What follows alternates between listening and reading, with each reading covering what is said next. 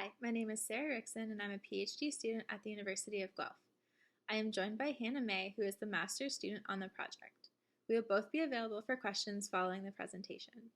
We are presenting our work on the impacts of climate on nutrient transport pathways in a small rural watershed within southern Ontario. Water quality continues to degrade within the Great Lakes Basin. Inadequate management of nutrient and stormwater on agricultural land can result in increased nutrient loadings to the lakes. This can result in harmful algal blooms and contaminated drinking water sources. The recent Canada-Ontario Agreement on Great Lakes water quality states the continued occurrences of algal blooms are more complex than ever, especially due to changes in agricultural practices and the climate.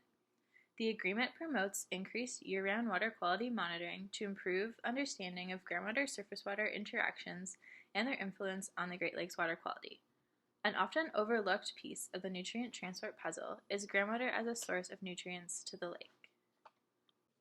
The area of focus is the Upper Park Hill watershed located within the jurisdiction of the Ausable Bayfield Conservation Authority near the coast of Lake Huron.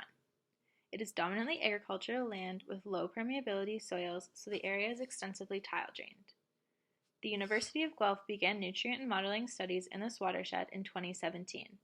The initial main site was located at an integrated water and climate monitoring station that was developed by the MECP located at the outlet of the watershed. This work resulted in 5 publications so far. The present study fieldwork commenced in the summer of 2020. A variety of spatial and temporal methods were used to collect samples for nutrients, sediments, and stable isotopes of water in groundwater and surface water. Elevations were continuously monitored in all wells and surface water sampling locations. At the watershed scale, we sampled 6 locations monthly.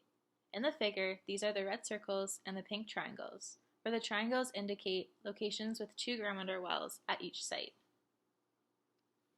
Also at the watershed scale, we sampled 18 surface water locations, which are the black squares, before and after a June rain event in 2021. These locations were also sampled in previous studies. The northern watershed sites have less riparian area compared to the southern watershed sites, which is shown in the left pictures. At the edge of field site, there was more detailed monitoring, which included 2 groundwater wells, 6 drive point piezometers to measure stream bank and hyperrheic zone water, 2 lysimeter clusters to measure unsaturated zone water, a tile outlet, and the site was adjacent to a small creek for surface water sampling. The detailed site and watershed scale monitoring will be used to assess groundwater-surface water interactions and nutrient dynamics in association with climate conditions.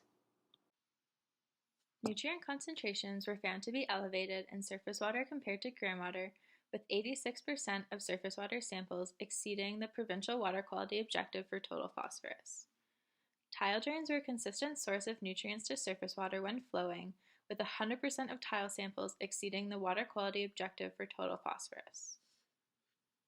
Following a spring melt event, the water in the shallow groundwater well at the detailed site was elevated and had similar phosphorus concentrations to the tile outlet, suggesting the tile was rapidly transporting nutrient-laden groundwater to surface water. Following the June rain event, there was a watershed-wide increase in nutrients and specific electrical conductivity at all surface water locations. Samples for isotopes were also collected before and after this event. This isotope data has yet to be analyzed, which brings me to our next steps for the project. Isotope analysis will be used to determine sources of base flow and event flow of surface water. There are multiple new models being developed for this watershed, including a SWAT model, a HEC-RAS model for sediment transport, and an integrated model to examine nutrient transport at the groundwater-surface water interface. Thank you for listening to our presentation, and please let us know if you have any questions.